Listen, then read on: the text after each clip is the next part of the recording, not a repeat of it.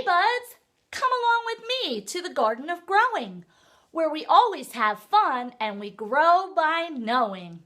Let's go! There you are.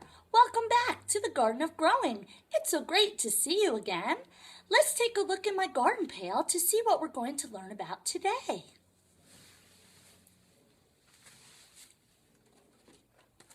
I see some crayons. I see some plates.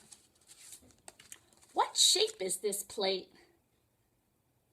A circle. Very good, buds. I see some scissors.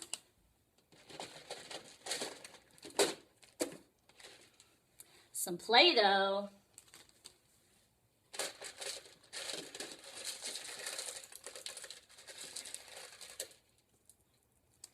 Some different color beads. Ooh, I love to use beads in my crafts. Some glue.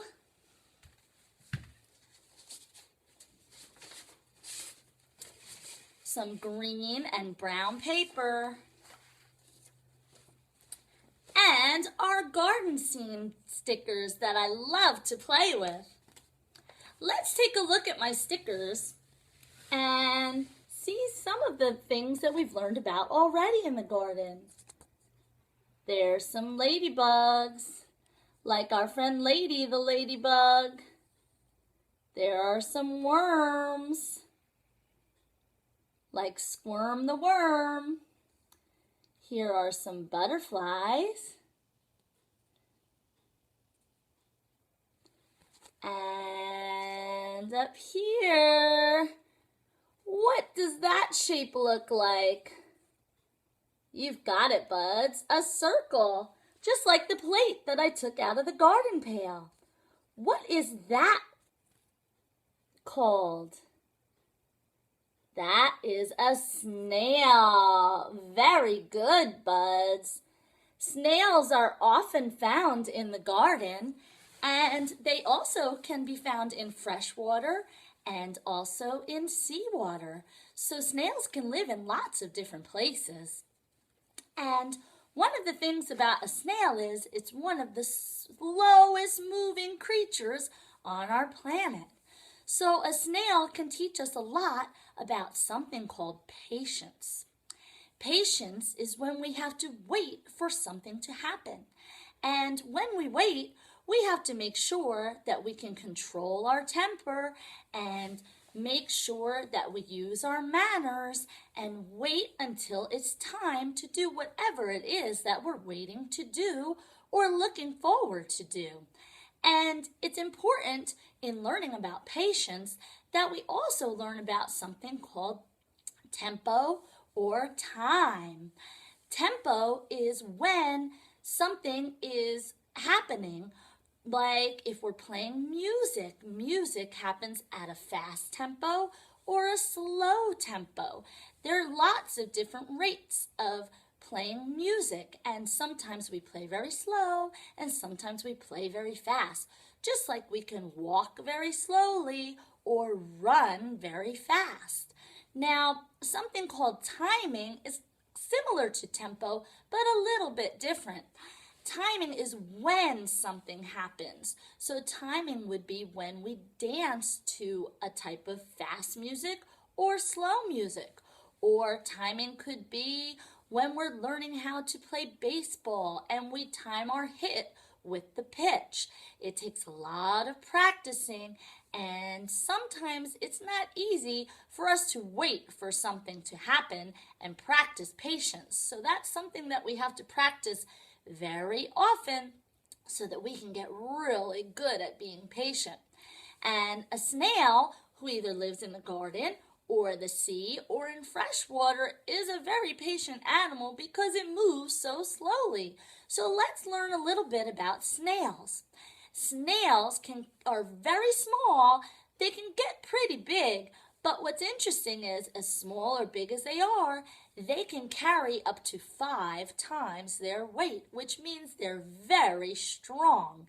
And they carry around their shell, and that's where they live for their lifetime. And their shell grows along with their body so that they always have a safe place to hide when they're scared or when they're being threatened. Just like worms, snails don't like the sunlight very much, so they're what we call nocturnal. That means they do most of their activities at night, and they like to stay out of the sun because the sun is not very good for them, just like Squirm the worm that we learned about last time. So snails are pretty interesting creatures. They have some tentacles up on their heads, and that's where their eyes are, where they can see. They have some more tentacles a little bit lower, and they do have some teeth, and they have some lungs to breathe with, but they can't hear. So they have to use their tentacles and their bodies to feel their way around, and they have to use their eyes to see their way around. Snails are pretty cool creatures, so we're going to get ready to do an activity about time and snails. So, if you've ever seen a clock, sometimes clocks are read digitally, and that's when you see the numbers on a screen. Other clocks are like this, where you see the numbers in a big circle all the way around. So this is a number 1, 2, 3, 4, 5, 6, 7, 8, 9, 10, 11, 12. And we have a small hand on a clock and a big hand on the clock. The small hand on the clock tells us what hour it is. The long hand or the big hand on a clock tells us the minutes. So our time is told in hours and minutes. And like I talked about, sometimes it can feel like time goes really fast, and sometimes it feels like it goes very slow. So that would be the tempo of our day. So when we look at a clock, we can tell the time by looking at the little hand and then the big hand. So today, we're just going to talk about the hours. And like I said, this little hand is pointing to what number? 1. So that's 1 o'clock when it points at the 12. And as the hands move around the clock, that's how we tell what time it is. So if the little hand was pointing at this number here and also the 12, it would be 2 o'clock. If it pointed at this number, what number is that? 3. You've got it, buds. It would be 3 o'clock. If it were pointing at the 4, 4 o'clock, and so on. Now, if this big hand was pointing down at this number 6, it would be what we call 30. So it would be 1:30. It would be half past the hour. And we are going to discuss time a little bit more in depth another day, but I wanted you to get a good idea of what timing and time is all about, since it's important when we're practicing patience that we're able to control ourselves for a certain period of time. So sometimes our teachers or our parents might use something called a timer to let us know when it will be time to do the activity that we are looking forward to doing. And we have to remember to be patient while we're waiting until that activity can be done. And we have to remember that we don't always get to do exactly what we want, exactly when we want to do it. And that's part of growing up and learning how to do different things with one another. We have to respect the rules, and we have to listen to our teachers and our parents and whoever else is in charge at the time. Maybe our grandparents or our babysitters or our neighbors or our friends. So it's really important that we have a little bit of an understanding about time so that we can understand how to practice our patience. Now, different ways that we can practice being patient or we can think about being patient is like when it's from day to nighttime. So it would be morning when it's daytime, and it would be night when it's dark out or nighttime. So we call that AM and PM. And when we're waiting to have a really good dinner, we're usually waiting throughout the day for nighttime, when it's time to have our dinner. Or maybe when you go to bed at night, you can't wait to do something in the morning. So we would have to be patient and go to sleep and wait until it's morning time for whatever it is we're being patient for. So I think you have a good idea of what I'm talking about now.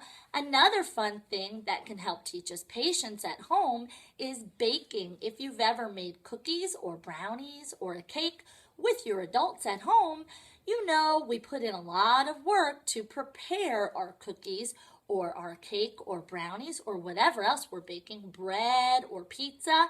But we have to wait patiently while it's baking and cooking so that it's ready for us to eat it. And that's a good example of having to be patient in our daily lives. In the garden here, we have to be patient when we're waiting for our plants to grow. So as you know, a few weeks ago, you saw the flower seeds that we were planting. So we've been working really hard taking care of those flower seeds, and they've started to grow into little sprouts. It's so exciting, but it will take a while before the flowers bloom, so we have to be very patient while we're waiting for our flowers to continue to grow. And while we're doing that and practicing our patience, we're going to continue to take good care of our flower sprouts and keep them in a sunny place and give them plenty of love and water and attention. So, as we talked about, one of the things you might find in our garden while those flowers are growing is a slow-moving snail. So I think it's time for us to do our art project today. So what you can do is you can get out some construction paper. I'm going to use brown for my snail's body today, and I'm going to use green to be the garden. And then I'm going to take one of my plates. I'm going to use my small plates today as the snail's shell. So if you remember when I showed you the picture of my snail earlier, he carries his shell on his back. And he has a slimy body very similar to a worm. So what I'm going to do with my crayons that were in my garden pail is I'm going to take a crayon and make a snail body with my brown construction paper. So I'm going to trace my forearm today to make my snail's long body. So you can get an adult to help you at home, or you can try it all by yourself.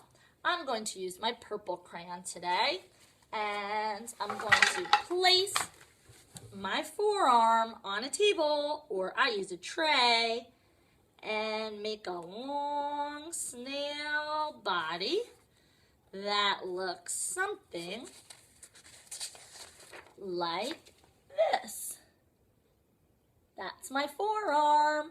So this would be my snail's tail, and that would be near my snail's face. So now I'm going to make a round face, or a small circle for the face. And then I'm going to make some antennas up above with eyes, round eyes for my snail to see. So it should look something like this. Now I'm going to go ahead and get my scissors and cut out my snail's body. Remember, always ask for an adult's help to make sure you're allowed to use scissors and to make sure you don't cut yourself, because scissors can be very dangerous. So I'm going to carefully cut out my snail body and my snail eyes and head. Now, snails can be very slimy.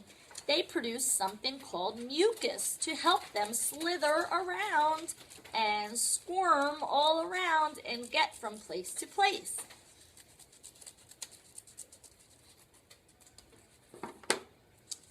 There it is. That's my snail's body. Now I'm going to go ahead and glue my snail's body onto my green construction paper. I'm going to use a glue stick for this. And I'm going to put some glue on the back of that snail body. And I'm going to get ready to glue it down so nicely. Always remember when you're using glue sticks or regular glue to make sure you close them down, because otherwise they might dry out and then you won't be able to use your glue for your next project. It's getting dark in the garden today, but snails love the dark, so we're going to keep working on our project as it's getting a little bit darker. Remember what we learned about earlier? It's usually light in the daytime or AM, and it gets dark in the nighttime or PM. Good remembering, buds.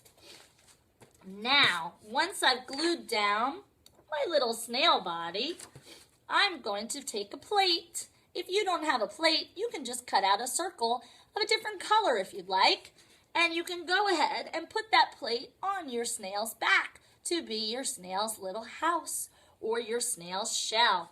So again, I'm going to take some glue and I'm going to glue that plate on top of my snail's body. Now, it should look something like this. Great work, buds. Now, you can use some beads like I have to go ahead and decorate your snail shell. You can use sequins if you have them at home. You can use glitter. You can just use crayons. You can use anything that you'd like. You can even put numbers around your snail shell, like a clock if you want to remember the numbers and how a clock can tell time. Since you started learning about that today, I'm going to do some beads on my snail shell. So I'm going to put lots of glue all around. And I want to try to make something called a pattern. A pattern is when we use certain colors in a certain order. So I'm going to try to use lots of beads, and I'm going to use some green and some orange beads around my snail shell. So I'm going to do green, orange, and then green again, and then orange again. So I'm going to try to keep doing a pattern of greens and orange. And I'm just going to go all the way around the shell, continuing that pattern. And if you don't want to do a pattern, that's okay. You can do whatever colors you'd like. Because remember, buds, we can all make different projects, and it's good to be different. We don't always have to be the same. And I'm going to keep putting all of those beads all around the shell, just like that. Starting to look pretty cool, isn't it? What a fancy shell my snail has to live in.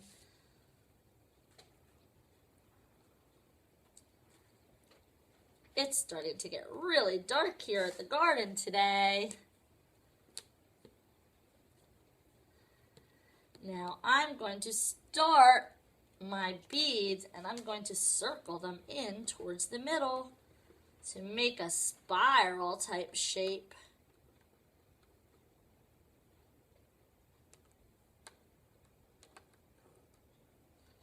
I'm going to add a little bit more glue so these beads will really stick down. And it takes a lot of patience when we're doing patterns and when we're waiting for art projects to dry too.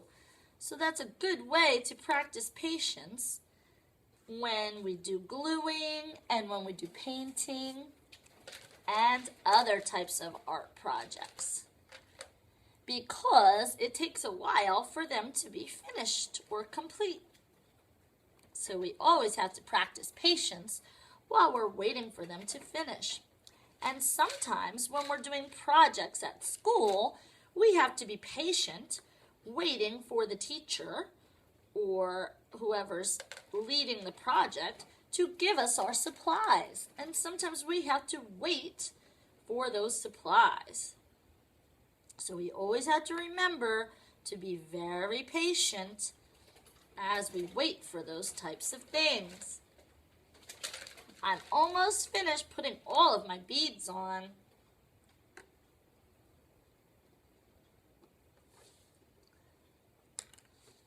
Now, I put my beads kind of far away from one another. You can put your beads very close to each other if you'd like. But that's what mine is looking like. I bet yours looks really cool too. And you can use whatever colors you'd like. And again, if you don't have beads, you can just do dots with a marker.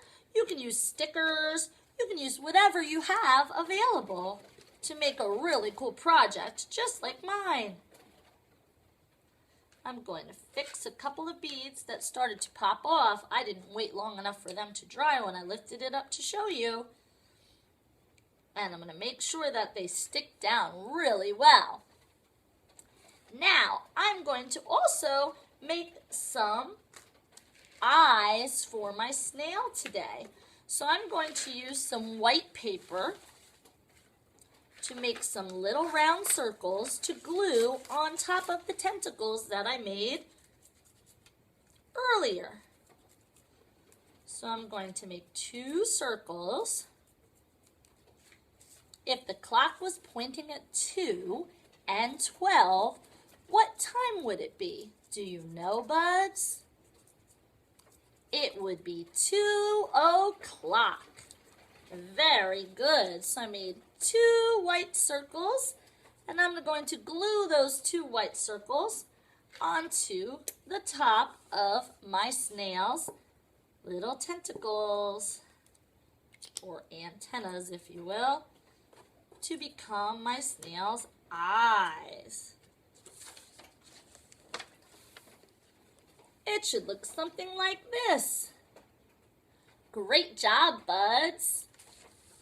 Now I'm going to make 2 small eyeballs.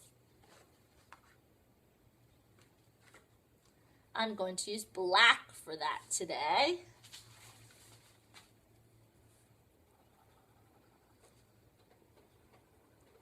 And then I'm going to make 2 round dots to be the lower tentacles of my snail. And a little smiley face.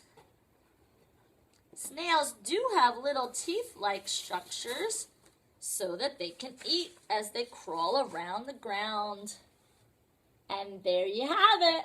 There's my snail. And remember, we talked about how snails move very slowly. And when things are moving very slow, we have to be what, buds? Do you remember? That's it. Patient. We have to remember to be very patient. And patience takes a lot of practicing. So keep on practicing that patience, buds. You did a great job with the project today. Now, if you remember, I had my sticker sheet. So I'm going to go ahead and do a little sticker scene with my snail in the garden today. So I'm going to take my little snail out. There he is. Hopefully you can see him. There he is. It's very dark today. And I'm going to have my snail scoot across the garden. Then I'm going to take some worms and put them under the ground. We learned a bit about worms last time. So I'm going to put a couple of worms down low. I'm going to put my snails up top. Here's another snail. That's a pink snail there. So I had a green one and a pink one. So I have 2 snails. And then I think I'll put some ladybugs flying around or hanging out up in the leaves of the garden. Lady will love that. She knows I love ladybugs. So there we have it. My 2 snails, my 2 worms, and my 2 ladybugs hanging out in the garden just like we hang out in the garden of growing. Let me make it a little bit brighter over here so you can see a little bit better. There it is. Good job, buds. If you'd like some stickers just like we have here in the Garden of Growing, you can tell your adult to go to the description part underneath our video, and you can click on my link and you can have them order you some so that you can play with some stickers at home too. It's starting to get very dark here in the garden because it's almost nighttime. So to finish up, I'm going to go ahead and take out our Play-Doh that was in my garden pail, and I'm going to make a snail out of the Play-Doh. So I'm going to take some black Play-Doh out. You can use whatever color you have if you have some Play-Doh at home. And first I'm going to roll it into a nice long body, almost like the worms we made last time, to make my snail body. And I'm going to make my snail tentacles for his eyes, or her eyes, and her head. And then I'm going to take some pink, or purple actually today. And I'm going to do another long piece, almost like a worm. And then I'm going to take it and I'm going to wind it around like this to make a really cool snail shell to go on top of my snail's body. I'm going to go ahead and put it right on top. So I have a purple shelled snail. You can make whatever color you'd like. That's what mine looks like. That's my slow snail practicing patience in the Garden of Growing. Remember, when you finish playing with all of your arts and crafts, to always clean up nicely and put things back where they belong so that you could use them again next time. I'm going to go ahead and put my Play-Doh away now.